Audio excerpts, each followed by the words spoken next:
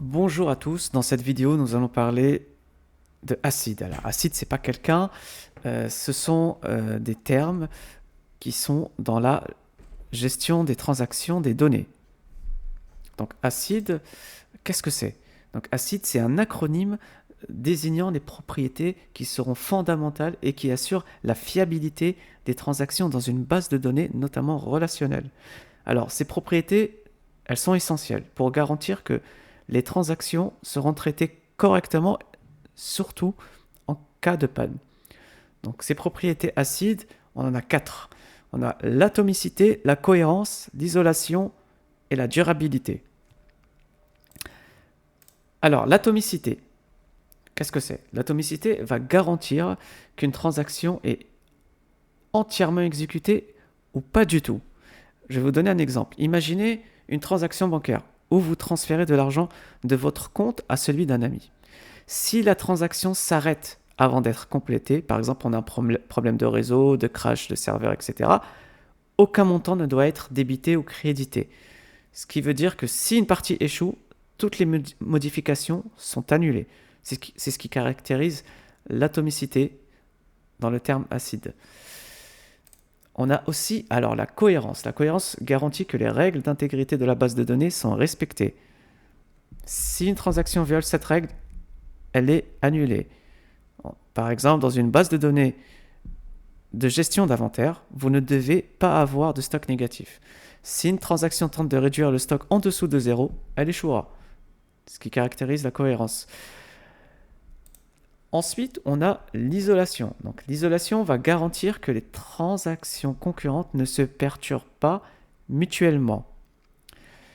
Cela signifie que les modifications apportées par une transaction en cours ne sont pas visibles par les autres transactions avant qu'elles ne soient validées. Petit exemple, vous avez deux utilisateurs qui rajoutent des articles à leur panier en même temps.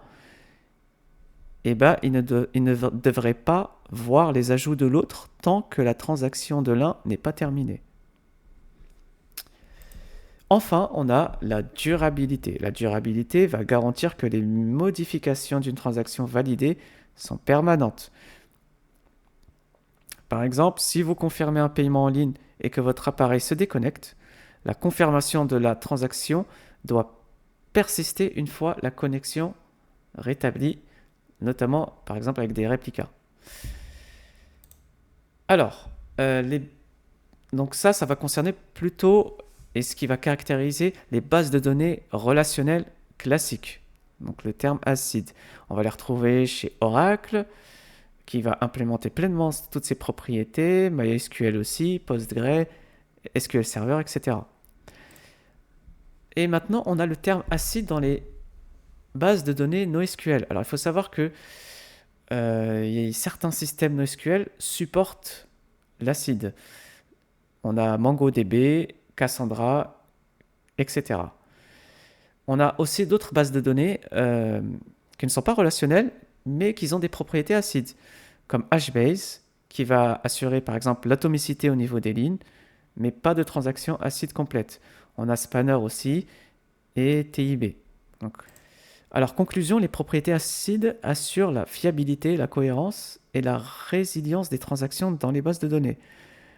Elles sont vraiment essentielles, surtout si vous avez des applications critiques telles que des systèmes financiers, le commerce électronique et toute autre application où la précision des transactions, elle est très importante. N'hésitez pas à vous abonner. À bientôt.